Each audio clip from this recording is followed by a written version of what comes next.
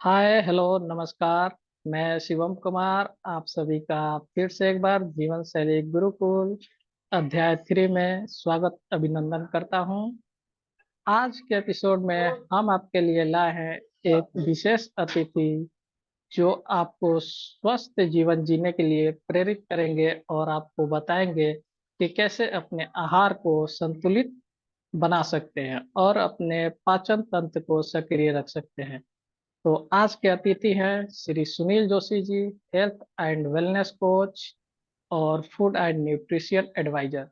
श्री सुनील जोशी जी ने अपने जीवन में कई चुनौतियों का सामना किया है, विशेष रूप से स्पाइनल कॉर्ड इंजरी के बाद, लेकिन उन्होंने हार नहीं मानी और वो दूसरों की मदद के लिए अपना जीवन समर्पित किए हैं। तो आज के एपिसोड में सुनील जोशी जी बताएंगे कैसे आप अपने आहार को संतुलित बना सकते हैं और अपने पाचन तंत्र को सक्रिय रख सकते हैं, खासकर स्पाइनल कॉर्ड इंजरी के बाद।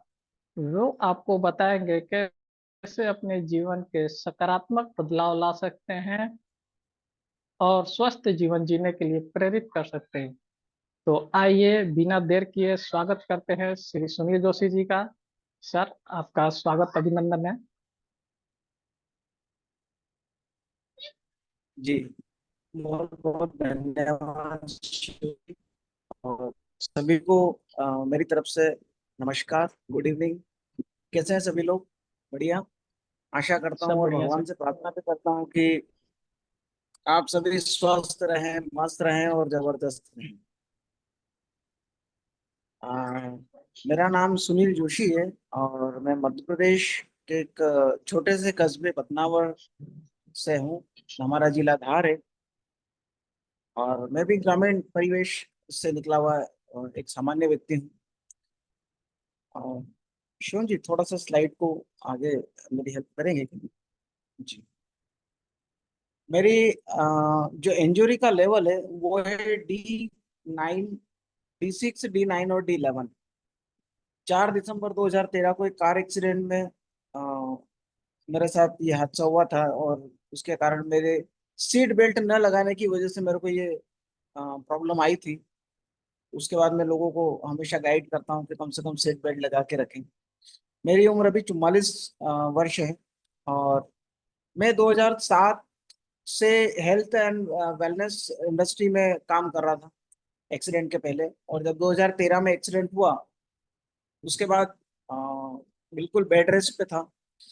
फिर मैंने कुछ समय के बाद में वापस एक दो कोर्स, NHI कोर्स होते हैं न्यूट्रिशंस के, वो कोर्स किए और वापस 2023-24 से मैं वापस इस मिशन पे आया हूँ कि हेल्थ एंड वेलनेस की इंडस्ट्री में लोगों की हेल्प करना और किस प्रकार से वो भोजन के द्वारा पूरी तरह से स्वस्थ रह सके।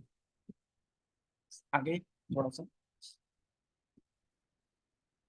जी, ये मेरा एड्रेस बदनावर प्रदेश से। आगे।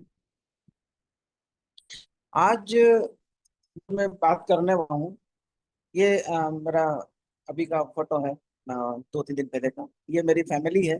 फैमिली में मेरी वाइफ है, 4 साल की बेटी है और 4 साल की बेटी में आपको कि मेरी इंजरी तो 13 में हुई थी।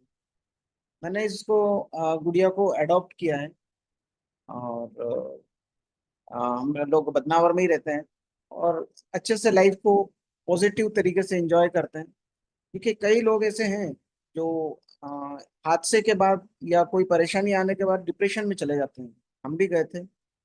जब स्टार्टिंग में लेवल का पता चला कि इस लेवल की इंजरी हुई है तो डॉक्टर ने डायरेक्ट नहीं बताया कि अ, मेरे को कितने दिन में ठीक होना है। पहले बताया था कि 8 दिन, फिर 15 दिन, फिर 1 महीना, फिर 3 महीना। लेकिन फाइनली जब 6 महीने हो गए तब डॉक्टर से पूछा कि सर अब आप ये बताइए कि हम ठीक होंगे या नहीं होंगे। तो उन्होंने बोला कि सर मैं ये तो नहीं बोल सकता कि नहीं होंगे, लेकिन कब होंगे इसकी भी कोई गारंटी नहीं है। फिर डॉक्टर चेंज करे, एक जगह से दूसरी जगह, कहीं बड़ौदा में गए, फिर अहमदाबाद में गए, इंदौर में भी काफी अच्छे डॉक्टर्स हैं, वहां पर भी हम लोगों ने बताया। लेकिन किसी के भी आंसर से सेटिस्फाई नहीं थे। काफी परेशानी होने के बाद जब ऐसा लगा कि अब जीवन खत्म कर देना चाहिए, क्योंकि बेड बेड पे कब तक पड़े रहेंगे। स्थिति जब, शायद आप लोगों में से भी मेरे से सब रिलेट कर पाएंगे, क्योंकि अपन सब एक ही स्थिति से निकल रहे हैं या निकल चुके हैं। करवट भी लेना बहुत मुश्किल था। और उस परिस्थिति में अगर मन को थोड़ा मजबूत नहीं रखा जाए तो कोई भी व्यक्ति बहुत आसानी से डिप्रेशन में चला जाता है, और फिर वहां से निकलना बड़ा मुश्किल होता है। हालांकि समय जब बदलता है तो बदल ही जाता है, धीरे धीरे चेंज हुआ। वाइफ ने मेरा बहुत सपोर्ट किया, और धीरे धीरे हमारी परिवार में फिर से उम्मीद जागी कि चलो कोई बात नहीं, जितना शरीर बचा है उसका धन्यवाद दें। क्योंकि जब अभी मैं दिल्ली में था, आईएसआईसी में 3 महीने मारा। मैंने ऐसे ऐसे सर्वाइकल पेशेंट्स को देखे हैं, अगर जिनके यहाँ मच्छर काट रहा है और वो ऐसे करके हिला भी नहीं सकते, उसको भगा भी नहीं सकते, तो फिर ऊपर वाले को धन्यवाद निकलता है कि थैंक गॉड कि मेरे हाथ सही है। कुछ ऐसे लोगों को देखा जिनकी आंखें नहीं है, तो फिर मैं ईश्वर को फिर धन्यवाद देता हूँ कि थैंक गॉड मेरी आंखें हैं, मेरे कान है, मैं सही से सुन सकता हूँ, मैं बोल सकता हूँ, मैं समझ सकता हूँ, परिवार मेरे साथ है। इन जो चीज है उसी के लिए भगवान को धन्यवाद देते हुए आगे बढ़ते गए। अब जब इंजरी का पता हो गया कि अब ठीक होना थोड़ा मुश्किल है। हाँ, इसको थोड़ा आगे आप ले सकते हैं, स्लाइड को। जब आगे पता चला कि अब वह कि अब अपने को व्हीलचेयर पे ही आगे की जिंदगी गुजारना है, तो कैसे गुजारें, क्या करें। फिर डिसाइड किया कि हम खुद स्वस्थ रहें और लोगों को मदद करें स्वस्थ रहें। आज का जो हमारा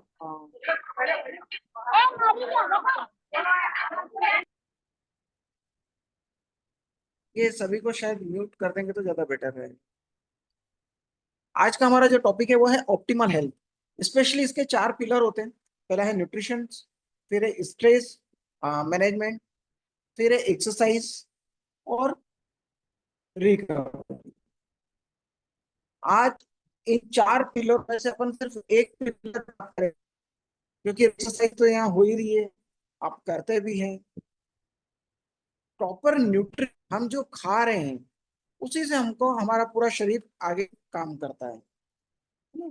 तो हम क्या खा रहे हैं, हमारी बॉडी जो है वो काय से बनी है, किससे बनी है, अपन पहले ये देखते हैं। नेक्स्ट प्लीज, स्लाइड को नेक्स्ट करो।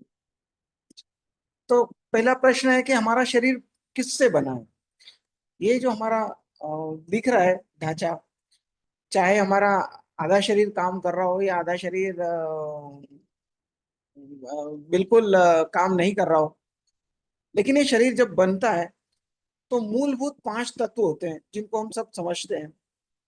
नेक्स्ट, वो 5 तत्व होते हैं जो सभी को लगभग पता है कि पृथ्वी, जल, वायु, अग्नि, आकाश। और ये ऐसे तत्व होते हैं जिससे हमारा पूरा तन मन बिल्ड होता है। और जो प्रकृति हमको बनाती है, और पूरे संसार में यही प्रकृति हर चीज को बनाती है। ठीक है। अब इनके रूप और रंग अलग अलग हो सकते हैं। जैसे पृथ्वी हमारे लिए क्या करती है, यानी वो ठोस रूप है। तो हमारे शरीर में जो ठोस रूप क्या है, हड्डियां हैं, दांत है, त्वचा है ना। जल, जल तत्व हमारे लिए किस काम का है, जैसे हमारे अंदर ब्लड है, लिम्स है, और अन्य उत्तक है, ये एक जल को प्रदर्शित करते हैं। वायु यानी ऊर्जा, ऊर्जा का जो एक संचार होता है, जैसे हमारे अंदर ऑक्सीजन जाना, कार्बन डाइऑक्साइड बाहर निकलना, ये वायु का ही एक रूप है। अग्नि यानी हम जो खाना खाते हैं वो किस प्रकार से पचता है, जो पाचन क्रिया होती है ना। और पूरी बॉडी में जो एनर्जी फ्लो होती है वो अग्नि का प्रतीक है। और आकाश, जो तत्व शरीर में खाली स्थान और गतिशीलता को प्रदान करता है। अब खाली स्थान क्या होता है, इसका अभी आगे अपन चर्चा करेंगे। और गतिशीलता, गतिशीलता का मतलब है कि व्यक्ति अगर हम पलके भी झपका रहे हैं तो वो भी एक गति हो रही है। हम बात कर रहे हैं, हम चल रहे हैं, सांस ले रहे हैं, हमारे धड़कन, जब हम नींद में रहते हैं तभी वो धड़कन काम करती है, हमारा लीवर उस समय भी काम करता है। तो ये जो गतिशीलता है ये आकाश तत्व कहलाती है। Next please.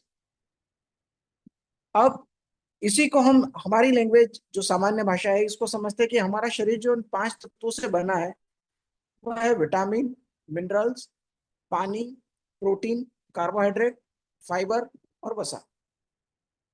ये वही 5 तत्व है जो अभी हमने उधर धरती, आकाश, जल, वायु, अग्नि को देखा। अब ये विटामिन, कितना विटामिन की हमको आवश्यकता होती है और हमारी बॉडी को संचालित करने में कितने विटामिन का अहम रोल होता है, वो भी अपन आगे देखेंगे। पानी, कितना पानी पीना चाहिए, हमारी बॉडी की रिक्वायरमेंट कितनी होती है। प्रोटीन, प्रोटीन की भी रिक्वायरमेंट कितनी होती है और कहाँ से ये हम आसानी से ले सकते हैं, और ये हमारे बॉडी में क्या काम करता है। कार्बोहाइड्रेट, जो भी एनर्जी देता है, जो ऊर्जा देता है, कार्बोहाइड्रेट देता है। तो ये कैसे देता है, कौन सा कार्बोहाइड्रेट है, ये भी अपन आगे देखेंगे। वसा, ये एक किसी के भी माइंड में आता है, जैसे फैट का नाम आता है, फैट है ना वसा, तो सबके दिमाग में एक ही पिक्चर आती है कि फैट बहुत बुरा होता है, बहुत गलत होता है। सही है ना। लेकिन फैट अच्छा भी होता है और बुरा भी होता है, और इसके बारे में भी आगे देखेंगे। और एक फाइबर, फाइबर भी, जिस प्रकार से हम घर में झाड़ू पोछा करके घर को क्लीन करते हैं, फाइबर भी हमारी बॉडी में वही काम करता है। तो सबसे पहला पॉइंट था विटामिन एंड मिनरल, तो हमको कितना विटामिन और कितना मिनरल की आवश्यकता होती है, अपन वो देखते हैं। नेक्स्ट जी। अब हमारी बॉडी में 13 विटामिन की बहुत आवश्यकता होती है, जो कि बहुत एसेंशियल होते हैं, और 60 मिनरल होते हैं पूरे। लेकिन उनमें से हमारी बॉडी की रिक्वायरमेंट होती है 11 की। अब ये हमको कहाँ से मिलेंगे, अब इसकी भी अपन आगे चर्चा करते हैं। क्योंकि इसी से अगर शरीर बना है, और इनको अगर हम पर्याप्त तो बॉडी में लेंगे, और इनको लेना है हमको भोजन के ही थ्रू है, तो भोजन में अगर इन चीजों का एक सही मात्रा रहेगी, तो हमारी बॉडी में कोई प्रॉब्लम नहीं होगी, कोई रोग नहीं आएगा। जो भी बीमारियां होती है, जो भी रोग होता है, वो इनकी कमी की वजह से ही होती है। वो जो मैंने 5 तत्व बताए थे, उन्हीं 5 तत्वों की कमी में प्रॉब्लम आती है। हाँ, नेक्स्ट करेंगे जी। अब ये जो विटामिन होते हैं, जो 13 विटामिन होते हैं, इनमें दो तरह के होते हैं, एक होते हैं फैट सोल्यूबल और एक होते हैं वाटर सोल्यूबल। फैट सोल्यूबल जो होते हैं, वो फैट में एब्जॉर्ब होते हैं, जैसे विटामिन ई सी, डी, ई और के। और इसके अलावा जो एक बी कॉम्प्लेक्स होता है, वो 8 प्रकार के अलग हमारे शेड्यूल होता है। ये बी कॉम्प्लेक्स का इतना बड़ा योगदान होता है हमारी बॉडी में। अगर इस कॉम्प्लेक्स में से किसी एक विटामिन की भी कमी रही, यानी जैसे मान लो बी 1 है, या बी 1 है, बी 2 है, बी 3 है, बी 5 है, बी 6 है, बी 7 है, बी 9 और बी 12 है। उदाहरण के लिए किसी की बॉडी में अगर बी 12 की कमी हो गई, तो जितने भी दूसरे विटामिन बी थे, वह अपना फंक्शन, अपना काम, अपने कार्य को सही ढंग से नहीं कर पाते।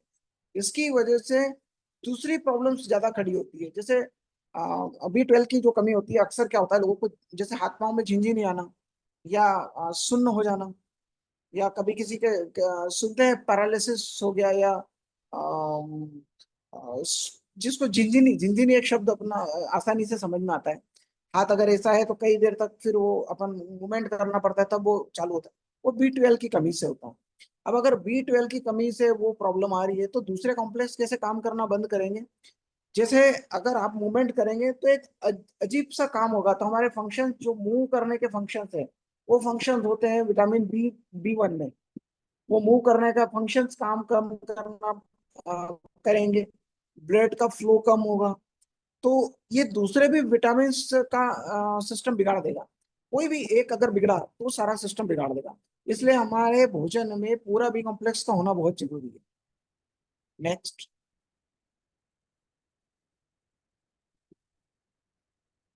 जी। वो तो थी विटामिन की बात, और ये है मिनरल्स की बात। पूरे इस ब्रह्मांड में, इस नेचर में, इस प्रकृति में 90 एसेंशियल न्यूट्रिएंट्स हैं, जो हमारी बॉडी के लिए बहुत जरूरी है। लेकिन उनमें से 60 एसेंशियल मिनरल है। अब 60 मिनरल है जो हमारी बॉडी को मैं सुचारू रूप से चलाते हैं।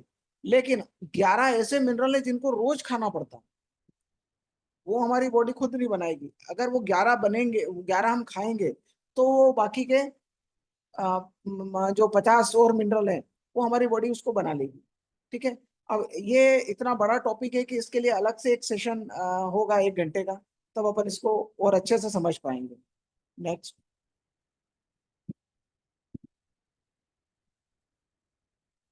जी। अब आता है पानी। पानी हर व्यक्ति पीता है, और किसी को भी बोले कि आप कितना पानी पीते हो तो बोले हम पर्याप्त पीते हैं। लेकिन हमारे जैसे जो स्पाइनल कॉर्ड इंजरी के पेशेंट्स हैं, अधिकतर उनके सामने एक बड़ा चैलेंज आता है कि वो सीआईसी पे रहते हैं, तो डॉक्टर उनको कम पानी पीने के लिए कहते हैं। शायद लगभग सभी को बोल रखा होगा कि आप थोड़ा कम पानी पीजिएगा। लेकिन मैं आप सभी से एक रिक्वेस्ट करता हूँ, सीआईसी का टाइम अगर आप 3 घंटे में करते हैं तो वो 2 घंटे में करिए, लेकिन पानी को पर्याप्त रखिए। अगर पानी की कमी बॉडी में रेगुलर बनती रही तो वो इतनी नई नई बीमारियों को खड़ी कर देगा जिसके बारे में हम सोच भी नहीं सकते, और उन बीमारियों की वजह से हम हमारे जो बचा हुआ शरीर है उसको भी खराब कर लेंगे। ठीक है ना। इसकी कमी से होता क्या है, आप लोगों ने अक्सर देखा होगा, कॉन्स्टिट्यूशन, कब्जियत जो होती है। और जितने भी लोग सीआईसी करते हैं या हमारी तरह पेशेंट है, उन सबको सबसे बड़ी प्रॉब्लम होती है मोशन की। ठीक है। मोशन की जो प्रॉब्लम होती है उसमें सबसे बड़ा रोल होता है पानी का, क्योंकि एक तो हम जो टेबलेट्स खा रहे हैं उनके कारण आपका कॉन्स्टिट्यूशन बना हुआ रहेगा। दूसरा, पानी का एब्जॉर्प्शन कम, बहुत कम होता है। क्यों कम होता है? क्योंकि हम हमारी जो दिनचर्या, हम मूव नहीं करते, हम ज्यादा चलते नहीं है, हम एक जगह पोजीशन में ज्यादा रहते हैं। तो पानी का जो एब्जॉर्प्शन होता है वो बॉडी में यूं बहुत कम होता है। लेकिन हम कम होने की वजह से हम ऐसा नहीं कि पानी कम पिए, हर 20 किलो वजन पर 1 लीटर पानी की रिक्वायरमेंट हमारी बॉडी की है। अब आप देख लीजिए कि आपका वजन कितना है। और सामान्यतः अगर मान लो किसी व्यक्ति का वजन 100 किलो है, तो क्या उसको 5 लीटर पानी पीना चाहिए? नहीं। किसी का भी आइडियल अगर वजन हो या 80 से ज्यादा भी हो, तो भी उसी व्यक्ति को 3.5 से ज्यादा पानी नहीं पीना है। 3.5 लीटर लास्ट बाउंड्री है। ठीक है। लेकिन अगर 3.5 लीटर से अगर हम कम पी रहे हैं या 3 लीटर से भी कम पी रहे हैं, तो धीरे धीरे धीरे धीरे हमारी आंतों में प्रॉब्लम शुरू होती है, और वो प्रॉब्लम एक नई बीमारी का रूप ले लेती है। जैसे एक छोटा सा उदाहरण देता हूँ, अगर कॉन्स्टिपेशन रेगुलर ज्यादा समय तक रहेगा, पाइल्स की प्रॉब्लम होगी, है ना, हमारे आंतों में अल्सर की प्रॉब्लम होगी, और उसकी वजह से जो नई और दिक्कतें खड़ी होगी वो आप सब जानते हैं कि वो उससे क्या प्रॉब्लम हो सकता है। तो पानी का बहुत बड़ा रोल है। अच्छा, पानी पीना कैसे है, ये भी एक मैटर करता है ना। हम लोग क्या करते हैं, बस गिलास लिया और डायरेक्टली पानी पी लिया। पुराने लोगों के मुंह से कई बार हमने सुना है, पानी को खड़े खड़े नहीं पीना चाहिए, बैठ के पीना चाहिए।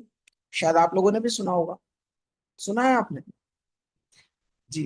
पानी को बैठ कर पीने का इसलिए कहा जाता है कि पानी एक ऐसा अमृत है जिसको कभी भी जल्दबाजी में नहीं पीना चाहिए। क्यों? आपने सुना होगा कि जो किसान खेती करते हैं, अगर एकदम बारिश तेज आई तो खेतों के अंदर पानी नहीं रिसेगा, वो एकदम बह के निकल जाएगा। ऐसा ही होता है। हम जब पानी एक साथ पीते हैं तो ऐसा ही होता है, वो पानी डायरेक्ट स्टमक में चला जाता है। लेकिन पानी को कैसे पीना है? एक एक सीप सीप, घूट घूट करके। उससे क्या होगा, हमारे जो मुंह की लार है वो उस पानी के साथ मिलेगी। हमारे मुंह की भी सफाई होती है पानी को घुट घुट पीने से। और पानी को सिर्फ पेट में जाना जरूरी नहीं है, वो धीरे धीरे आंत के थ्रू जाएगी तो हमारी स्किन पे, है ना, हमारे दूसरे जो ऑर्गन्स है वहां तक भी वो स्पीड कम रहेगी, तो वहां तक भी वो पानी का जो एब्जॉर्बेशन वो पहुंचेगा। और उससे हमारी बॉडी को बहुत आराम मिलेगा, और हमारे जो शरीर का पीएच बैलेंस है जो 7 होता है वो मेंटेन रहेगा। इसलिए पानी का आप सभी से एक रिक्वेस्ट भी है, अगर डॉक्टर ने कहा है तो भी आप पानी 20 किलो वजन पर 1 लीटर पीजिए। ठीक है ना। नेक्स्ट।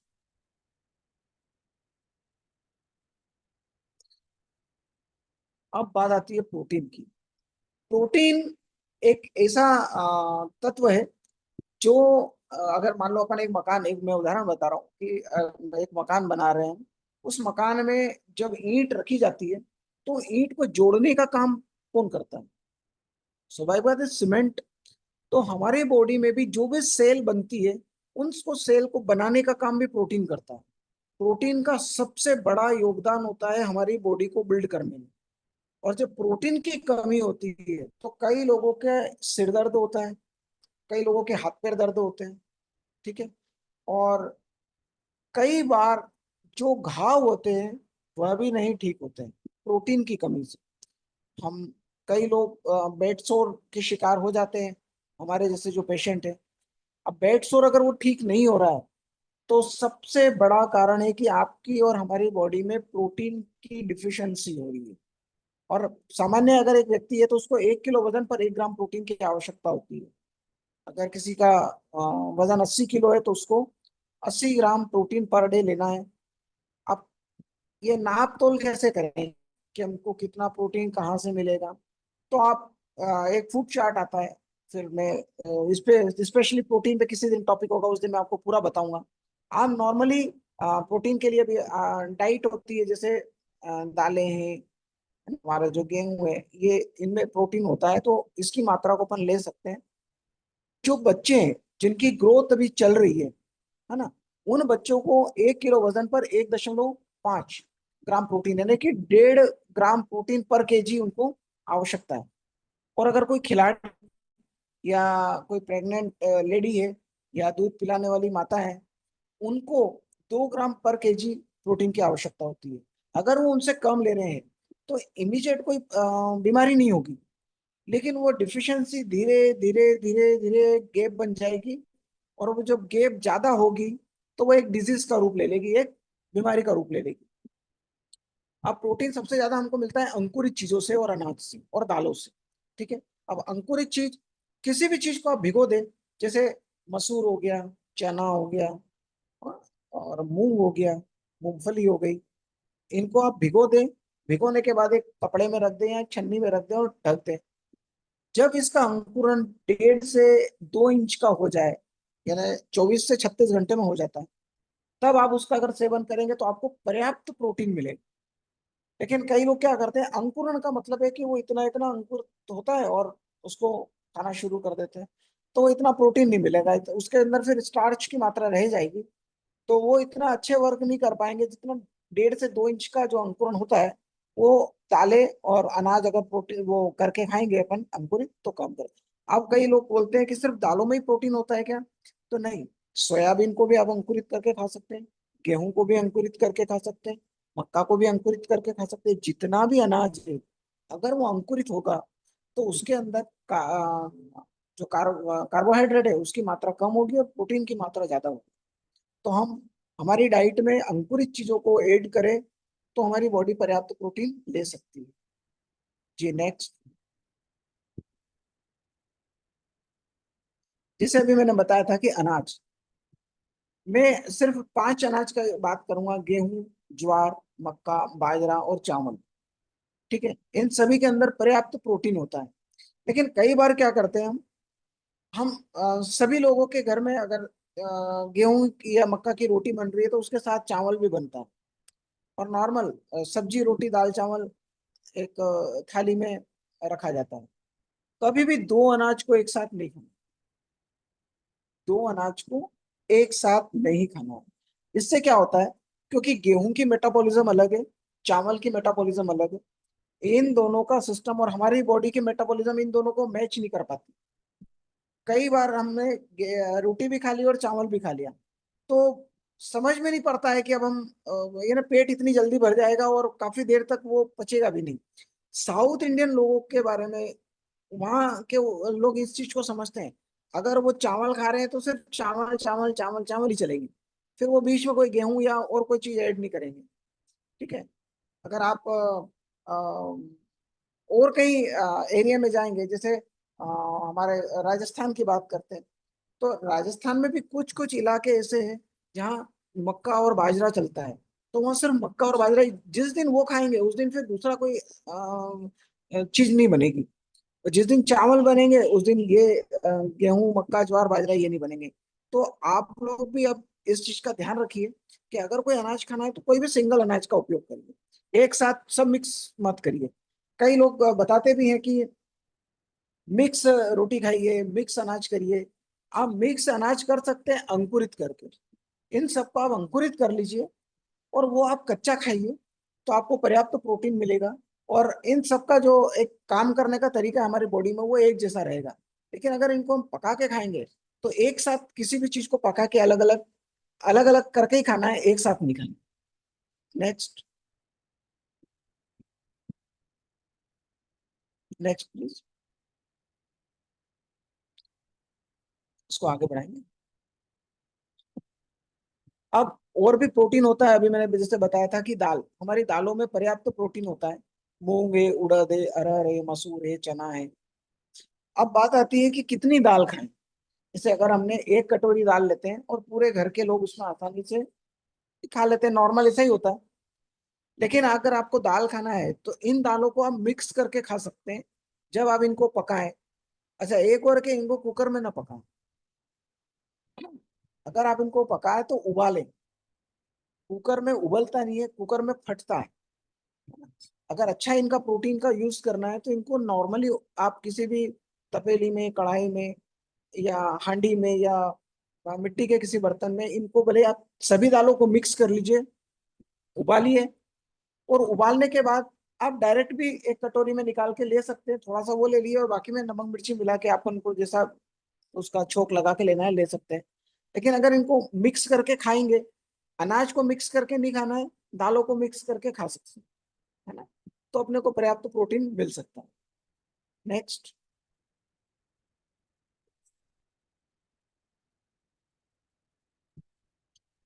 अब आता है कार्बोहाइड्रेट। कार्बोहाइड्रेट एक ऐसी चीज है जो कुछ भी खाते हैं तो ये कार्बोहाइड्रेट हमको मिलता ही मिलता है। आप रोटी खाओ, दालें खाओ, अनाज खाओ, फल खाओ, सब्जियां खाएं, कुछ भी खाएं, कार्बोहाइड्रेट हमको थोड़ा बहुत कहीं से ना कहीं से हमेशा मिलता ही रहेगा। लेकिन ये सबसे ज्यादा मिलता है अनाज से। ठीक है ना, अनाज, वही गेहूं, चावल, ज्वार, बाजरा। अब कितना कार्बोहाइड्रेट हमको चाहिए, तो इसका मापदंड होता है कैलोरी से, है ना। अब इसका काफी लंबा चौड़ा गणित है कि कैलोरी कैसे निकालें, वो फिर किसी सेशन में मैं आपको बताऊंगा। अभी एक सामान्यतः व्यक्ति के मैं आइडियल एक जो कैलोरी का चार्ट है उसके हिसाब से, मैं उम्र के हिसाब से आपको बताता हूँ। इसको थोड़ा नेक्स्ट करेंगे कि किस व्यक्ति को कितना, किस एज के लोगों को कितना कैलोरी खाना चाहिए। Next please.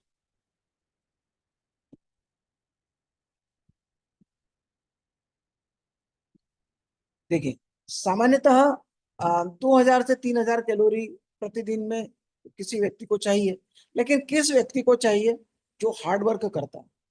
आज मान लो कोई मंडी में हमाली का काम करता है या दिन भर मजदूरों का काम करता है, तो उनको 3,000 कैलोरी के लगभग उनको चाहिए। लेकिन अगर कोई ऑफिस का वर्क कर रहा है या एक जगह बैठ के काम कर रहा है तो उसको लगभग 1,600 कैलोरी चाहिए। अब हर उम्र में भी अलग अलग कैलोरी का चार्ट है, जैसे 14 से 18 है, ये एक ऐसा ग्रोथ का टाइम होता है। इसमें बॉडी को सबसे ज्यादा एनर्जी की आवश्यकता होती है और एनर्जी रहती भी है। इस समय 1800 से 2400 कैलोरी की आवश्यकता होती है।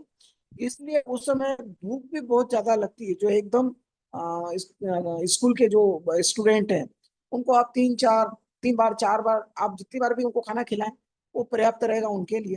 तो वो जितनी बार भी खाना खाएंगे वो कैलोरी बढ़ती जाएगी।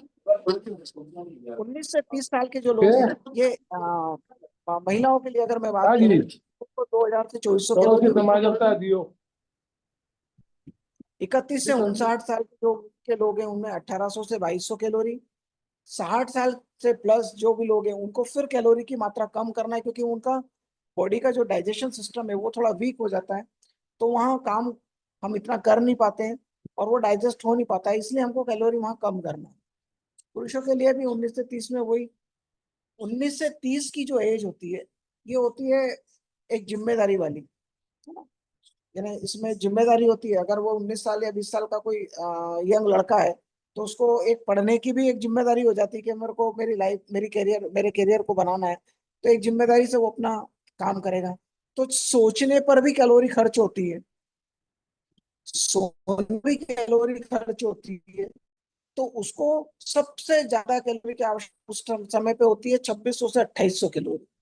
36 से 50 साल की जो उम्र होती है उसे 2600 कैलोरी, और 50 से ऊपर 2200 से 2400 कैलोरी, ये पुरुषों के लिए। अब ये कैलोरी हम अगर अधिकतर ये कैलोरी लें साबुत अनाज, जो भी अभी हमने दाल और अनाज की बात करी, वहां से लें तो ज्यादा बेस्ट है। लेकिन अगर हम किसी गुलाब जामुन की बात करें, मैं एक सिर्फ उदाहरण दे रहा हूँ कि एक चपाती में 25 कैलोरी होती है और एक गुलाब जामुन में 400 कैलोरी होती है। एक गुलाब जामुन से किसी का पेट नहीं भराता, लेकिन अगर आप 400 कैलोरी की रोटी खा लेंगे तो आपका पेट भरा जाएगा। तो हमको ये डिसाइड करना रहता है कि हमको कैलोरी किस रूप में ज्यादा ले रहे हैं।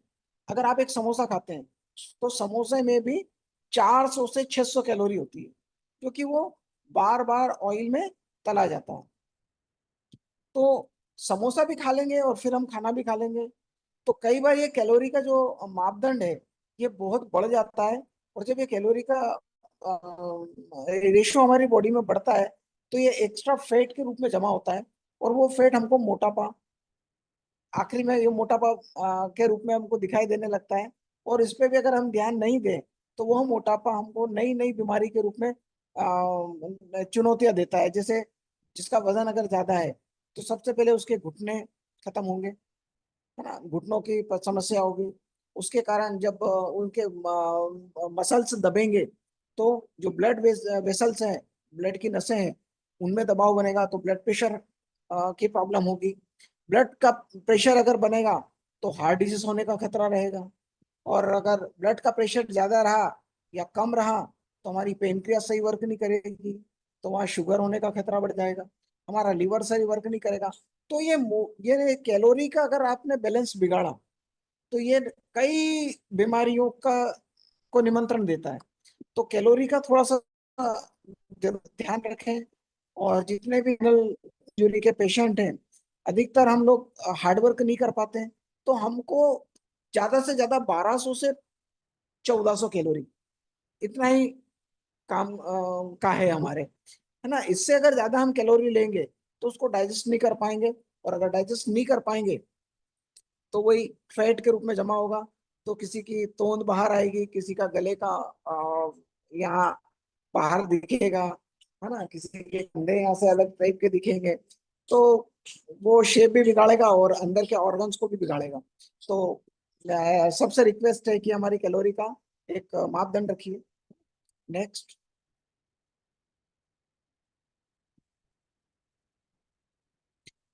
फैट, ये एक सबसे इंपॉर्टेंट चीज है ये।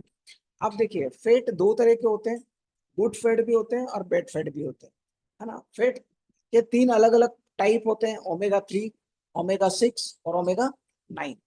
अब जब हम ओमेगा की बात करते हैं तो इन तीनों का रेशो होता है। अब ये तीनों को हमको कहाँ से मिलेंगे और किस प्रकार से हम इसको यूज कर सकते हैं, तो इसकी नेक्स्ट स्लाइड में है वो। नेक्स्ट,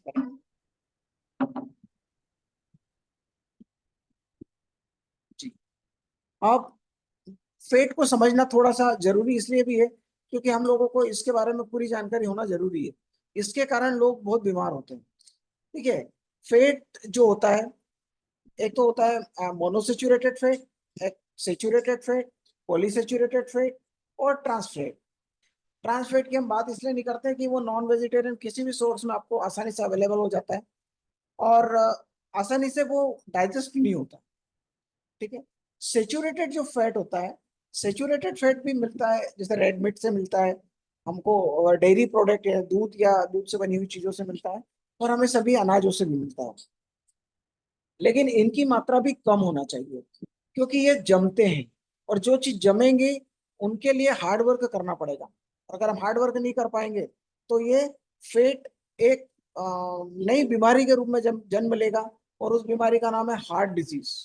ठीक है, इसके अलावा होता है मोनोसेचुरेटेड फैट, ये ओमेगा 9 होता है, जो हम किसी भी खाने से हमको आसानी से मिल जाता है, तो इसको अलग से मैनेज करने की आवश्यकता नहीं पड़ती। अब मैनेज करने की आवश्यकता पड़ती है किसकी, ओमेगा 3 और ओमेगा 6 की। अब ये होता है पॉलीसेचुरेटेड फैट, इनका एक रेशो होता है 6:1। अगर 6% ओमेगा 6 हमारी बॉडी की रिक्वायरमेंट है तो उसके साथ में 1% ओमेगा 3 की भी। ओमेगा 6 तो हमको आसानी से किसी भी, जैसे ऑयल है, तेल जो है, तेल से मिल जाएगा, नॉन वेजिटेरियन सोर्स से मिल जाएगा, वेजिटेरियन सोर्स से मिल जाएगा। लेकिन ओमेगा 3 ये बहुत रेयर होता है। ये इसके भी 3 अलग अलग पार्ट होते हैं, इसमें ईपीए होता है, डीएचए होता है और एएलए होता है ना। इसकी भी डिटेल्स में अगर मैं जाऊंगा तो अभी 1 घंटा यूं ही निकल जाएगा। अब हमको जो नॉन वेजिटेरियन सोर्स है वो ओनली ऑन होता है फिश। ओमेगा 3 सिर्फ फिश में होता है, और वो भी सबसे ज्यादा होता है सालमन। आप जो फिश का उपयोग करते हैं, जो नॉन वेजिटेरियन लोग हैं वो तो आसानी से इसका उपयोग कर सकते हैं, लेकिन जो वेजिटेरियन है वो क्या करें? उनके लिए एक ही ऑप्शन आता है, अलसी और अखरोट। लेकिन ये क्या होता है, एएलए फॉर्म में होता है, तो ये हमारी बॉडी में जाके पहले कन्वर्ट होता है और उसके बाद हमारी बॉडी में वो वर्क करता है। अगर ओमेगा 3 और ओमेगा 6 का रेशियो बैलेंस में नहीं रहा तो ये क्या करता है, हमारी जो आर्टरी होती है, ब्लड की वेसल्स होती है, उसके अंदर ब्लॉकेज करने का काम करता है। अगर वो ब्लॉक माइंड में यानी हेड में, पूरे सर में कहीं पे हुआ तो उससे पैरालिसिस हो सकता है या ब्रेन स्ट्रोक हो सकता है। अगर वही हार्ट पे हुआ तो हार्ट अटैक हो सकता है। हाँ, हार्ट हार्ट अटैक सिर्फ एक ही चीज नहीं होती है, हार्ट अटैक कम से कम 4 अलग अलग टाइप के होते हैं। फिर वो किसी दिन चर्चा करेंगे उसके बारे में, है ना। अभी मैं जो बात कर रहा हूँ कि नॉर्मली अगर अपने को ओमेगा 3 चाहिए तो ओमेगा 3 के लिए आपको अलसी का उपयोग करना चाहिए, अखरोट का उपयोग करना चाहिए, और कोई नॉन वेजिटेरियन है तो वो सालमन फिश में सबसे ज्यादा होती है। सालमन फिश भी वो जो गहरे समुद्र से ली जाए। आजकल लोग पोल्ट्री फार्म और फिश को पालने के लिए भी क्या करते हैं, तालाब बना लेते हैं और उसमें पालन करते हैं, मछली पालन, और वही फिश को मार्केट में बेचते हैं।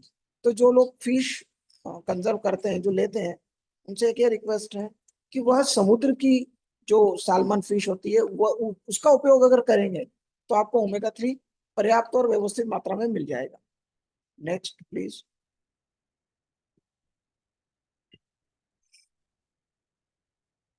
हाँ, अब आता है जो मैंने स्टार्टिंग में बताया था कि फाइबर जो हम घरों में सफाई करते हैं, वही काम हमारा फाइबर करता है हमारी बॉडी के अंदर। अब ये सफाई कैसे करता है? ये सफाई कैसे करता है, जिस प्रकार से जैसे झाड़ू क्या करती है, सारे कचरे को निकाल के एक साइड बाहर कर देती है, और पानी का जब पोछा लगाते हैं तो उस पे जो फर्श होता है वो चमकने लगता है। फाइबर हमको मिलता है, फाइबर भी 2 प्रकार के होते हैं, नेक्स्ट इसमें अपन अभी पता चलेगा। एक होता है पानी में घुलनशील और एक अघुलनशील। हाँ हाँ हाँ, नेक्स्ट करिए, नेक्स्ट करिए। है ना, जिसको इनसोल्यूबल फाइबर बोलते हैं, सोल्यूबल फाइबर बोलते हैं। ये वाटर सोल्यूबल होता है, और पानी में जो चीज घुल जाए, जो दिखे ही नहीं, वो होता है सोल्यूबल फाइबर। तो हमारी बॉडी में सोल्यूबल की भी आवश्यकता होती है और इनसोल्यूबल की भी आवश्यकता होती है। अब इनसोल्यूबल हमको कहाँ से मिलेगा और सोल्यूबल कहाँ से मिलेगा? तो सबसे ज्यादा फाइबर मिलता है कच्ची सैलेड से, सलाद। सलाद में क्या है, खीरा ककड़ी हो गई, टमाटर हो जी। गया, गाजर हो गया, ना ना लगा तुम मूली, ही खाओ लगा अंदर हो गया। आप चाहिए कितना लेना है? ये जो सैलेड होता है, सैलेड लेना पड़ता है हमारी बॉडी के वजन के अकॉर्डिंग। कितना वजन है उससे 5 का गुणा कर दीजिए। अगर मान लो किसी का वजन 50 किलो है तो उसमें 5 का गुणा करेंगे तो कितना होगा, 25, यानी कि 250 ग्राम हमको रोज सलाद लेना चाहिए। और सलाद को कभी भी खाएं तो खाने के जस्ट पहले खाएं। अधिकतर लोग क्या करते हैं, खाने के साथ सलाद खाते हैं। आप सलाद को प्लेट 1 बनाइए और खाने के पहले उसको खाइए, और फिर प्लेट 2 जो भी अपना खाना होता है, भोजन होता है, आप उसको बाद में करिए। अगर इसकी कमी रहेगी तो भी आपको कॉन्स्टिपेशन होगा, पानी का एब्जॉर्प्शन कंप्लीट नहीं होगा। एक तो हम लोग पानी कम पी रहे हैं, दूसरा अगर हम सलाद नहीं खाते हैं तो हमारी जो आंतों के अंदर इतना मल जम जाता है, और वो जमने के बाद सड़ जाता है। अगर वो सड़ेगा तो हमको आंतों के अंदर अल्सर होगा, कैंसर भी हो सकता है। और आंत अगर एक बार सड़ने लगी तो ऑपरेशन करके उसको सिर्फ काटा जा सकता है, और उसको काटने के बाद ना तो आप जिंदगी भर खाने को पचा पाएंगे, न ढंग से मोशन कर पाएंगे, है ना। ये बहुत बड़ी प्रॉब्लम है, क्योंकि लोगों को हुआ है, और मेरे पास ऐसे बहुत केस आए हैं जिनकी आंत पूरी तरह से खत्म हो गई है और वो अब कुछ नहीं कर पाते। तो अभी हमारे पास आंत सुरक्षित है, तो उन आंतों को सुरक्षित रखने के लिए फाइबर का इंटेक होना जरूरी है। और फाइबर के लिए सैलेड सबसे बेस्ट है। और कच्चे ये अधिकतर लोग क्या करते हैं, फल नहीं खाते और जूस पीते हैं। कहीं भी गए, गन्ना का जूस पी लिया, पाइनएप्पल का जूस पी लिया। आप जूस की जगह आप वो फल लाइए और उसके सैलेड बनाइए और वो खाइए। वो क्या करेंगे, एक तो एकदम शुगर अंदर नहीं इंटेक करेंगे, धीरे धीरे हम चबा चबा के खाएंगे, तो हाई एकदम एनर्जी का लेवल नहीं बनेगा। हाई एनर्जी से मतलब हमारा ग्लूकोज इतना ज्यादा बढ़ जाता है कि हमारे अंदर बहुत एनर्जी आ जाती है। लेकिन उसके लिए हमारे लीवर को और हमारी किडनी को कितना ज्यादा वर्क लोड पड़ता है, इसका अंदाजा अपन नहीं लगा सकते। हमने हमको जो प्रकृति ने दिया है, सारे ये फल फूल जो भी दिए हैं, ये नेचुरली खाने के लिए दिए हैं, न कि इनका सलाद या जूस बनाने के लिए दिए हैं, है ना। हाँ, अब मैं फल की बात करता हूँ। कौन कौन से फल हमको रोज खाना चाहिए? तो कम से कम 4 से 5 अलग अलग रंगों के फल आते हैं, वो हमको डेली डाइट में होना चाहिए।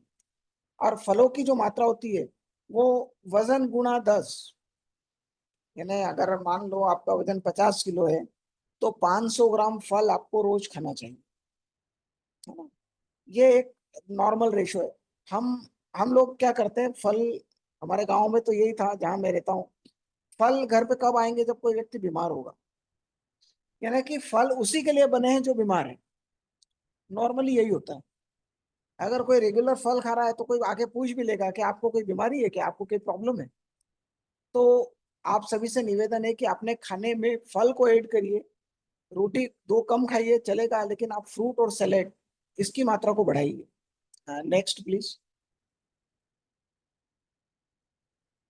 अब आता है हमारी जिंदगी में क्या होता है, 7 डी होते हैं जो हमारा पीछा नहीं छोड़ता। पहला डी होता है डाइट, है ना, हमारा भोजन। दूसरा डी होता है डिफिशिएंसी। अगर हमने सही तरीके से भोजन नहीं लिया, जैसा भी मैंने बताया, अगर इस तरीके से भोजन नहीं लिया, हमारा प्रोटीन का मात्रा कम है, उसमें पानी की मात्रा कम है, फाइबर की मात्रा कम है, ये कम कम कम क्या करेगी, डिफिशियंसी पैदा करेगी। और ये डिफिशियंसी हमको सिग्नल देती है कैसे, कभी सिर दर्द हो गया, कभी गैस बन गया, कभी एसिडिटी हो गई। हम इन चीजों को ध्यान नहीं देते, ये डिफिशियंसी है, ये सिग्नल है किसी बड़ी बीमारी के लिए। लेकिन हम ध्यान देंगे नहीं, और वो डिफिशियंसी अगले डी पे कन्वर्ट कर देगी डिजीज, वो बीमारी बन जाएगी। और जब वो बीमारी बनेगी, तब हम दौड़ते हैं कहाँ, अगले डी के पास, डॉक्टर के पास। डॉक्टर क्या करता है, सबसे पहले डायग्नोस करवाएगा, फिर एक डी, वो एक छोटी सी प्रॉब्लम के लिए 10 जांचें लिखेगा। वो पहले जांच करवाइए, उसका आप पैसा खर्च करिए। फिर जब वो जांच क्लियर समझ में आएगी, तो डॉक्टर कन्वर्ट कर देगा आपको ड्रग्स पे, कि अब आप दवाई लीजिए, ताकि ये जो आपकी डिफिशियंसी थी इनकी पूर्ति कर सके। अब आप बताइए कि डाइट यानी कि भोजन से जो डिफिशियंसी हुई, वो ड्रग कैसे पूरी कर सकेगा, वो दवाई कैसे पूरी करेगी। और आखिरी में क्या होता है, लास्ट डी, डेथ। तो मेरा तो ये आपको कहना है कि डाइट अगर सही रहे, डेथ तो सभी की होना है। डेथ यानी कोई भी यहाँ अमर नहीं है। लेकिन ये जो बीच में डेफिशिएंसी, डिजीज, डॉक्टर, डायग्नोस और ड्रग्स, ये जो बाकी के 5 डी है, इनकी हमको आवश्यकता नहीं है। हमको सिर्फ 2 डी की आवश्यकता है, डाइट और डेथ। खाना है, पर्याप्त खाना है, व्यवस्थित खाना है, और जब भी हमारी डेथ होना है हो जाएगी। लेकिन ये जो बीच के डी हैं, लोग इनमें फंसे हुए हैं, और इसके कारण वो अपना हेल्थ को खराब करते हैं, हमारे अपने वेल्थ को खराब करते हैं, पैसा खर्च करते हैं, और मानसिक रूप से दिवालिया हो जाती है। ठीक है। तो आज मेरा जो आपको बताने का मेन उद्देश्य था वो यही, है ना, कि हम हमारी डाइट को अच्छी रखें, हमारी डाइट में पर्याप्त प्रोटीन रखें, पर्याप्त विटामिन से मिनरल्स रखें। यानी कि विटामिन मिनरल का मतलब, हम अच्छी सब्जियां खाएं, हरी सब्जियां खाएं, दालें खाएं, सलाद खाएं, और फल खाएं। अच्छा, एक और मैं लास्ट में एक ही शब्द बताना चाहूंगा, बोलना चाहूंगा, कि एक टाइम होता है, हर चीज का एक टाइम होता है, उस टाइम पे खाएं। सुबह 8 बजे के बाद आप कुछ भी खाना शुरू करें, और रात को 8 बजे के बाद कुछ नहीं खाना है ना, कि मैं तो फिर भी बोलूंगा कि सूर्यास्त के बाद न खाएं, है ना, क्योंकि सूर्यास्त के बाद हमारी पेनक्रियाज वर्क करना बंद कर देती है। तो जो भी खाएंगे वो एक्स्ट्रा ग्लूकोज के रूप में रहेगा, वो फैट के रूप में कन्वर्ट होगा, वो कहीं ना कहीं हमारे शरीर को खराब करेगा। तो ये ध्यान रखिए। और दोपहर के समय ही खाना खाइए, 12 बजे तक आप कोई भी अन्न न खाएं, पका हुआ कोई भी अन्न दोपहर 12 बजे तक न खाएं। 12 बजे के पहले आप फ्रूट और सलाद खाएं, और 12 बजे के बाद आप भोजन करें। ये इस तरीके से अगर आप भोजन करेंगे, एक सही समय पे सही भोजन करेंगे, तो किसी भी प्रकार की हमारे शरीर में कोई बीमारी नहीं आएगी, है ना। तो मेरा आज का सेशन इस यहीं तक था। तो सभी को आशा है कि कुछ अच्छी चीज समझने को मिली होगी। और इसके अलावा भी अगर कोई क्वेश्चंस हैं तो मेरे भी नंबर है, और इस पे नंबर पे आप कांटेक्ट करके अपन चर्चा कर सकते हैं। और अब मैं वापस मेरे होस्ट को इनवाइट करता हूँ कि आप आएं और इस सेशन को आगे रखें। जी सुनील जी, बहुत सुंदर, बहुत सटीक और सरल भाषा में आपने हमें स्वस्थ रहने की सलाह दी और तौर तरीके समझाए। जी, हम सबके बीच नीतू अरोड़ा जी है, वो कुछ आपसे पूछना चाहती हैं। जी नीतू अरोड़ा जी। की आवाज नहीं आ रही है, शिवम जी आवाज नहीं आ हेलो। हेलो। का आवाज रही। बहुत लो है, तो हम लोग आगे कार्यक्रम को और आगे बढ़ाते हुए, अगर किसी को कोई क्वेश्चन हो तो अपना क्वेश्चन पूछ सकते हैं, और नहीं तो फिर हम लोग अब विराम करें। ठीक है, सॉरी मैं बीच में बोल रहा हूँ। नीतू अरोरा जी, आपका कुछ क्वेश्चन है, आप माइक अनम्यूट करके आप पूछ सकते हैं, आपको जो पूछना है। ठीक है, आप अनम्यूट कीजिए। नीतू अरोरा, प्लीज आप अपना माइक अनम्यूट कीजिए, आपने कुछ क्वेश्चन करना है। Thank you sir, thank you very much. पहले तो sir thank you very much, आपने बहुत अच्छी इंफॉर्मेशन दी जो हमारे लिए बहुत जरूरी है। आपने हर एक चीज बहुत अच्छे से डिटेल में बताई। और सर मेरे ना कुछ सवाल है जो मैं पूछना चाहती हूँ। जी सर, मैंने यहाँ लिख दिया, बहुत सारे सवाल है। जैसे कि सर आपने बताया कि हमें इतनी कैलोरीज लेनी चाहिए, इतना प्रोटीन लेना चाहिए, तो ये सब हमारे लिए कैलकुलेट करना डिफिकल्ट है। तो क्या आप एक डाइट चार्ट बता सकते हैं जो एक व्हीलचेयर पर्सन को ये खाना चाहिए, 2 रोटी या 3 रोटी कैसे, ये सब? मैम, हर एक व्यक्ति की अपनी एक बॉडी का मेटाबॉलिज्म होता है। तो हर व्यक्ति का डाइट चार्ट ओके। अलग अलग बनता है, क्योंकि हर व्यक्ति एक जैसा ना तो खाना खाता है, और न ही एक जैसी जी उसकी दिनचर्या होती है। तो डिपेंड करता है कि आपकी दिनचर्या कैसी है, आपके घर का और आपका जो डेली शेड्यूल क्या है, आपका पूरा जो मैकेनिज्म क्या है आपकी बॉडी का, पहले वो समझना होता है। उसके बाद ही अपन डाइट जी चार्ट बारे में बात कर सकते हैं। ये जो आज इन्फॉर्मेशन थी, एक बेसिक इन्फॉर्मेशन थी। अगर आप डाइट चार्ट की बात करते हैं कि एग्जैक्टली कितनी मात्रा में क्या चीज और कौन से टाइम पे खाना है, तो ये फिर पर्सनली चेक करके ही हम वो कर सकते हैं। मतलब एक तो बेसिक कोई डाइट चार्ट नहीं होती कि जो सभी व्हीलचेयर पर्सन यूज कर सकते हैं जो बीमार है, ऐसा जी थोड़ा मैम, बहुत? बेसिक डाइट चार्ट यही है कि नॉर्मली सुबह अगर आप उठते हैं तो थोड़ा गुनगुना पानी पीजिए, और अगर उसमें एक चुटकी ओके। हल्दी मिला के पानी पी सके तो वो ज्यादा बेहतर है। उसके ओके। 2 घंटे बाद आप चाय पी सकते हैं अगर आप चाहें तो। जी और उसके बाद 10 से 11 बजे तक नॉर्मल कोई भी व्यक्ति सिर्फ फ्रूट खाए, जी जी। है ना। आप 2 से 3 कलर का और एक खट्टा फ्रूट होना उसमें जरूरी है। अगर आप ये ओके। कोई भी व्यक्ति, सामान्य व्यक्ति ले सकता है। और शुगर वाले पेशेंट को भी मैं हिदायत, यानी मेरी तरफ से यही राय रहेगी कि वो फ्रूट खा सकते हैं, सिर्फ एप्पल और जी तरबूज को ना खाएं, बाकी वो सारे फ्रूट्स खा सकते हैं। इसके बाद आप दोपहर 12 बजे के बाद जो भी भोजन करें, आपके घर में जो भी बनता है, लेकिन आप प्लेट जी वन जी। पहले खत्म करें। हाँ, जी जो जी जी सलाद सर, वो होता तो है। बताया आपने, जी सर। जी जी। बस ये मैम, ये बेसिक है। अगर आप इस तरीके से शुरुआत करते हैं तो ये सभी का एक नॉर्मली डाइट रहेगा।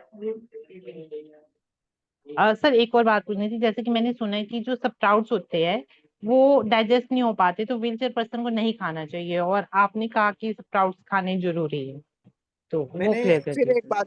मैंने फिर एक बात बताई कि हर व्यक्ति की बॉडी की मेटाबॉलिज्म अलग अलग होती है।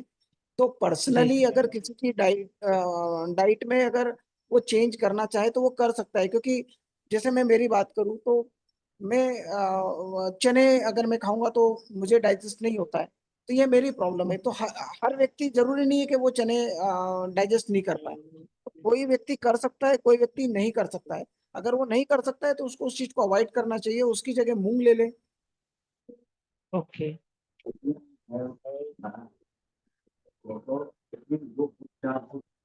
और सर, हेलो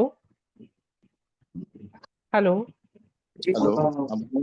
जी सर, जैसे आपने बोला ना, एक प्लेट में चावल और रोटी साथ में नहीं खाना है, तो पर ऐसे जी तो कर सकते हैं ना कि अगर दोपहर को चावल खाए तो रात को रोटी खा सकते हैं, या सारा दिन ही रोटी हाँ। नहीं खाना फिर?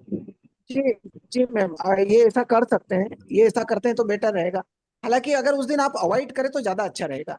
अगर मान लो सुबह आप खाए हैं तो शाम को जी ज्यादा से ज्यादा चावल की खिचड़ी बना लीजिए, क्या उसी दिन चावल नहीं रखें तो ज्यादा बेटर।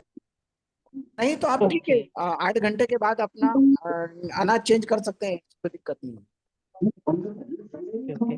सर जैसे बोला आपने 3 लीटर पानी पीना, प्रहलाद, तो सर ये जो गद्दी दे दिया वो व्हीलचेयर प्लीज पे। जिसका अनम्यूट है वो म्यूट गद्दी कर तो लेके लीजिए, भीतर बात लेके नहीं आया हो पा बहन रही के है। फटो में। गर्म है बॉडी सॉरी मेरी। सर प्लीज आपका जी म्यूट मैम। करें। पंखा गर्म।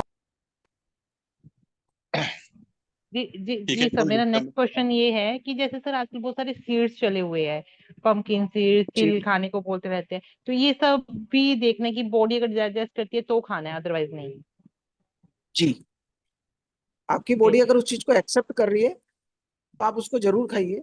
और अगर आपकी बॉडी में उसके कोई प्रॉब्लम आ रहा है तो उसको आप अवॉइड करिए, ठीक है उसको आप सर। खाइए। जैसे जी जी जी सर, मेरे बहुत सारे क्वेश्चन है, सॉरी, बस 2-3 रह गए। एक तो जैसे फ्रूट्स खाने हैं तो वो छिलके के साथ खाने हैं या सर छिलकन के निकाल कर खाने जी मैम, ये बहुत से लोगों का एक क्वेश्चन, कॉमन क्वेश्चन है। जिन हैं? जी फ्रूट सर। का छिलका निकालते हैं, जैसे केला, तरबूज, हम्म, संतरा, इनका तो छिलका निकाल के ही खाना है। राइट एप्पल ही सर, एक राइट। ऐसी मैम, एप्पल ही ऐसी चीज है जिसके बारे में अपन सोचते हैं कि आप छिलके सही ही खाइए, बशर्त उनको पहले आप अच्छे से धो लीजिए, नमक के पानी से या गर्म पानी से आप तो उनको वॉश कर, क्योंकि वो उसके ऊपर प्रिजर्वेटिव लगे हुए थे, इसलिए छिलके का जी जी, मना करते हैं। बाकी आपको छिलके सही ही खाना चाहिए। जैसे अमरूद हो गया या ये सब छिलके के साथ ही खाना है? जी बिल्कुल बिल्कुल, छिलके सहित ही खाना है। Okay sir. Sir last question है कि सर जैसे आपने जी बोला 3 लीटर पानी पीना है, जैसे आपने बोला कि 20 किलो में वो करना है, तो मेरा वेट सर जैसे 60 kg है, तो 3 लीटर जी पानी अगर सर मैं पीऊंगी तो मेरे लिए बहुत इशू हो जाएगा, जैसे वॉशरूम का, तो वो जी तो नहीं हो पाता। तो जैसे जैसे अगर 2 लीटर पियेंगे, उसके साथ अगर आप कोई एक्सरसाइज बताया, या जैसे हम फ्रूट्स भी खा रहे हैं तो उसमें भी तो पानी वानी आ जाता है, जी बिल्कुल। तो वो हो जाएगी क्लियर? जी बिल्कुल हो जाएगी। 3 लीटर, अगर मान लो कोई व्यक्ति अभी 2 लीटर भी पी रहा है, जी जी और अगर ये सैलेड और फल पर्याप्त मात्रा में खा रहा है उसके वजन के अकॉर्डिंग, तो जी जी बॉडी अपने लेकिन अगर कहीं उसको कॉन्स्टिपेशन ज्यादा हो रहा है, घबराहट ज्यादा हो रही है, या उसका पसीना ज्यादा निकल रहा है, तो फिर जी धीरे धीरे बढ़ाते रहना है पानी। एकदम 3 लीटर नहीं करना है। कोई व्यक्ति अगर अभी 1.5 लीटर पानी पी रहा है तो वो एकदम 3 लीटर नहीं करे, पहले 1 गिलास, जी जी 2 गिलास बढ़ाएं, फिर 2-4 दिन बाद फिर जी। 1-2 गिलास बढ़ाएं। इस प्रकार से धीरे धीरे बढ़ा के देखें। अपनी बॉडी को पता चल जाता है कि हमारी इतनी रिक्वायरमेंट है, बस उसको वही मतलब अगर बाइंड अप कर। कॉन्स्टिपेशन नहीं, आपको अगर कॉन्स्टिपेशन नहीं है तो इसका मतलब पानी की नहीं है जरूरत? जी, पानी और फाइबर दोनों पर्याप्त अगर हैं तो कॉन्स्टिपेशन नहीं होगा। लेकिन अगर कॉन्स्टिपेशन नहीं है, लेकिन अगर मान लो कि दांतों में दर्द है, अब हम दांतों के दर्द को भी बहुत नॉर्मली समझते हैं। अगर कब्जियत जी जी रहेगी मीठा तो पानी। दांतों में दर्द भी रहेगा, मसूड़ों में दर्द रहेगा। ओके मसूड़ों का जो दर्द है उसका कनेक्शन हमारी बड़ी आंत से है। सर, आपने दांतों की बात की, वैसे तो मेरे क्वेश्चन खत्म हो गए थे, लेकिन एक और पूछना चाहूंगी सर, पूछ सकती हूँ अगर टाइम हो तो? जी जी जी मैम, पूछिए। सर मेरे मेरे दांत ना सर खुद ही छोटे छोटे होते जा रहे हैं, मतलब कैल्शियम की कमी हो गई है आई थिंक। तो मैं दवाई नहीं ना नहीं खाना मैम, पसंद नहीं करती हूँ, अवॉइड ही करती हूँ। जी। तो क्या करना मैम चाहिए सर उसके लिए, आपका छोटे छोटे होते हैं, आपका गैप यूरिक आ रहा है एसिड एक मतलब। बार चेक करवाइए। मैम आप यूरिक सर एसिड वैसे तो चेक ठीक करवाइए। है। जी। यूरिक एसिड अगर बढ़ा हुआ है तो उसकी वजह से भी दांतों में समस्या आती है। और कैल्शियम अकेला नहीं काम करता है, कैल्शियम, मैग्नीशियम और विटामिन डी, इन तीनों की डिफिशियंसी जब होती है तब भी हमारे दांतों का जो ऊपर का एनिमल का जो परत होता है वो घिसना लग जाता है। तो उसकी वजह से भी दांतों की आकृति छोटी होती है। जी सर विटामिन डी तो सर बहुत ही कम है, 4 निकला था सर। मैम सुबह आप आधा घंटा या 20 मिनट, जो सूर्य उदय होता है उस समय, कितनी भी गर्मी हो या कितनी भी ठंड हो, बैठना ही बैठना है पूरे साल। सभी लोग एक नियम सर बनाएंगे तो ज्यादा अच्छा रहेगा। सर धूप में तो बैठ जाती हूँ ना, पर ऐसा बोलते हैं कि जैसे जैसे सूरज उगता है तभी बैठो, तो वो तभी बैठो वाली बात नहीं हो पाती है। मैं 11-12 बजे तो बैठ जाती हूँ सर्दियों में, 2 घंटे धूप नहीं लेती नहीं लेती। नहीं नहीं मैम वो जो मॉर्निंग की जो फर्स्ट वाली धूप होती है ना, जी जी। हमारी बॉडी वही एक्सेप्ट कर पाती है, उसके बाद हमारी स्किन वो एब्जॉर्व नहीं कर पाती है। जैसे सर वो पॉसिबल नहीं है सुबह 6 या 7 बजे पार्क में जाना, धूप लेना, तो क्या करना चाहिए सर विटामिन डी के लिए, प्लीज बताइए। तो विटामिन डी के फिर आप सप्लीमेंट्स आते हैं उसका उपयोग करें, लेकिन मैम आप कोशिश करिए कि अगर सुबह नहीं बैठ पाते तो थोड़ी देर शाम को बैठिए, तो कितने बजे सर? जब सूर्यास्त होता है उसके 10 मिनट पहले। पहले? ठीक है सर, जी वो तो कर सकते हैं।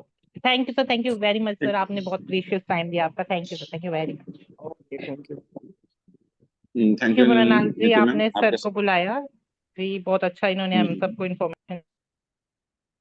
ठीक, थैंक यू। हाँ, और एक पर्सन का सवाल था, मुन्ना जी भैया, आप कुछ पूछना था आपको भी, आपने भी हैंड राइज किया था, प्लीज आप अपना क्वेश्चन रखिए। जी नमस्कार सर, सबको नमस्कार। मैं पूछना चाहता हूँ, जैसे आपने बोला कि शुगर के पेशेंट को सेब नहीं खाना चाहिए, इसका जी कुछ विशेष कारण है सर, थोड़ा बताएंगे? सेब और एक और फल आपने बताया, थोड़ा प्लीज रिपीट कर दीजिएगा। जी एक्चुअली क्या होता है कि एप्पल और तरबूज, इन दोनों में ग्लूकोजमीन की जो मात्रा होती है वो एकदम ज्यादा होती है। तो जैसे ही हम ये खाएंगे तो हमारी बॉडी में जो ग्लूकोज का लेवल है वो बहुत फास्ट बढ़ता है। इसलिए हम इन दो फ्रूट को अवॉइड करते हैं। बाकी आप आम खा सकते हैं, चीकू खा सकते हैं, जितने भी मीठे फ्रूट हैं वो आप खा सकते हैं, कोई दिक्कत नहीं है। सिर्फ ये दो फ्रूट में उसकी मात्रा ज्यादा होती है ग्लूकोज की, इसलिए उस चीज को अवॉइड करना हम कहते हैं। बनाना ले सकते हैं? हाँ, क्या चीज? केला सर, केला। हाँ हाँ, ले सकते हैं बिल्कुल, पर शर्त अगर आप इंसुलिन ले रहे हैं क्या ऊपर से? हाँ टैबलेट लेता हूँ सर एक। टेबलेट लेते हैं, कितना रहता है आपका नॉर्मली शुगर? शुगर नॉर्मली रहता है 200 के करीब में रहता है, थोड़ा कम रहता है, 200 प्लस नहीं जाता है। देखिए जैसे अभी अभी वो कहते हैं अधूरा अधूरी ज्ञान जो तकलीफ देता है वो वाली बात हो जाती है। हमने पूरा डाइट प्लान बताते हैं कि आज जैसे मान लो आप शुगर के पेशेंट हैं तो सिर्फ आप एक फ्रूट पे आके अगर करते हैं, लेकिन अगर आप रात को 9 बजे खाना खा रहे हैं या सुबह 10 बजे खाना खा लेते हैं और खाने में प्लेट वन नहीं ले रहे हैं, है ना, और दूसरा ये कि चाय भी कभी कभी पी लेते हैं, अगर आप ये सब कर रहे हैं और फिर साथ में अगर मैं बोलूँ कि आप फ्रूट भी खा सकते हैं जो डॉक्टर ने सामान्यतः मना करते हैं, और आप बोलेंगे तो आपका शुगर का लेवल बिगड़ जाएगा। आप अगर डाइट बोला फॉलो करें तो सीआईसी करने का follow करो। था। कोई प्लीज के आई दोपहर रिक्वेस्ट के यू, सभी को, 12 बजे सभी के से बाद खाना रिक्वेस्ट खा। है कि अपना माइक म्यूट रखें, बीच बीच में डिस्टर्ब हो रहा है, सॉरी। और सुनील जी आप कंटिन्यू रखेंगे, और सभी अपना माइक का ध्यान रखेंगे कि म्यूट रहेगा। जी, तो डाइट जो शुगर के पेशेंट है वो अपनी डाइट को प्रॉपर अगर फॉलो करेंगे तो ही वो फ्रूट खाएं। और फ्रूट खाने के बाद ऐसा नहीं कि भाई भाई रोज फ्रूट खा लिए हैं तो चेक ही नहीं कर रहे हैं। आप रेगुलर चेक करके आपके डॉक्टर से भी कंसल्ट करिए। हम डॉक्टर नहीं है, डॉक्टर आपको बताएंगे कि आपको कितनी एमजी की टेबलेट लेना है, अगर आप फ्रूट खाएंगे तो वो एमजी कम होने लग जाएगी, है ना। तो आप आपके डॉक्टर से भी कंसल्ट करिएगा। हाँ, लेकिन डॉक्टर फ्रूट खाने का जरूर मना करते हैं, लेकिन हम अगर हमारी डाइट के हिसाब से आप चलेंगे तो आप फ्रूट खा सकते हैं, बशर्त शाम को 6 बजे के पहले खाना खाना है दोपहर में 12 बजे के बाद खाना है, प्लेट 1 लेना है और पर्याप्त पानी पीना है, और सुबह 8 बजे के बाद ही कुछ चीज खाना है।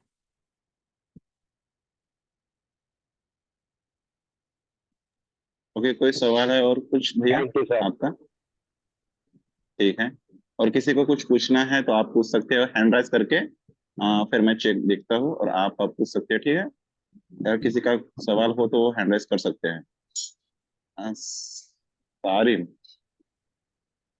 ओके, मेरा सारिम। सवाल ये था। हाँ, मेरा सवाल ये था कि जैसे जनरली हम लोग क्या देखते हैं कि हम लोग दोपहर में भी रोटी और चावल एक साथ खाते हैं और रात में भी ऐसे ही करते हैं, तो क्या ये ठीक है या मतलब इसको चेंज करना चाहिए? जी सर, ये ठीक नहीं है। ये सिर्फ आपका पेट भरा रहा है, लेकिन उन दोनों से जो मिलने वाला प्रोटीन है, विटामिन मिनरल्स हैं, जो कार्ब है, वो हमें पर्याप्त नहीं मिलेगा। तो इससे सिर्फ आपका पेट भरा जाएगा, लेकिन उससे जो हमको बेनिफिट मिलना चाहिए वो नहीं मिल पाएगा। भोजन हमारी औषधि है, और औषधि का उपयोग बहुत तरीके से करना चाहिए। इसलिए इन दोनों को साथ में अगर खा रहे हैं तो प्लीज उसको अवॉइड करें। सर, एक दूसरा सवाल ये है कि जैसे आपने बताया कि एक नॉर्मल इंसान को जो है कम से कम अगर उसका वेट 50 किलो है तो उसे 500 ग्राम फ्रूट इंटेक उसका होना चाहिए।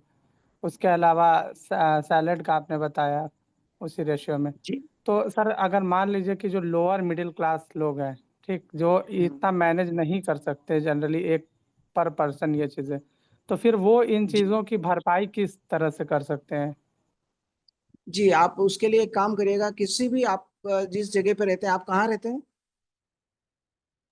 सर, हम तो आजमगढ़ रहते आप आजमगढ़ के किसी भी हॉस्पिटल में जाइएगा और वहाँ देखिएगा कि जो मिडिल मिडिल क्लास और लोअर मिडिल क्लास की कितनी ज्यादा मात्रा है, वो उसकी भरपाई वहाँ करते हैं।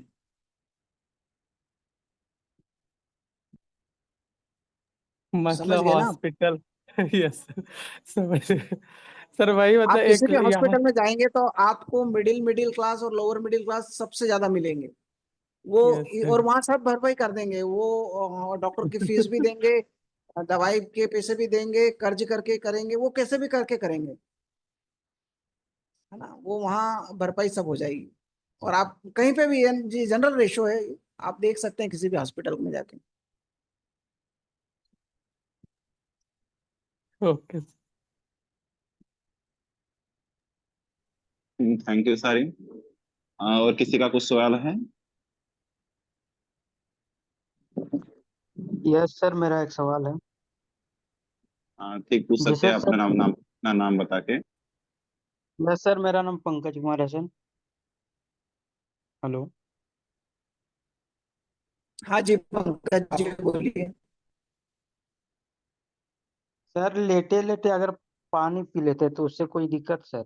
जैसे विशेष लेटे हुए रहते हैं और बोतल से पानी पी लेते कैसे हैं। पानी पी लेते हैं?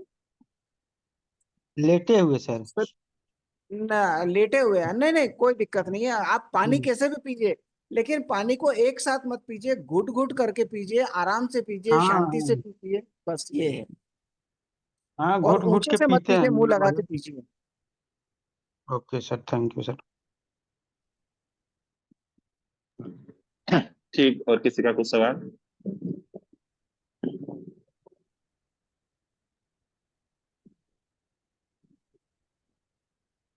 ठीक है, किसी का कुछ सवाल नहीं है। तो आज का जो टॉपिक था, हमारा विषय था, वो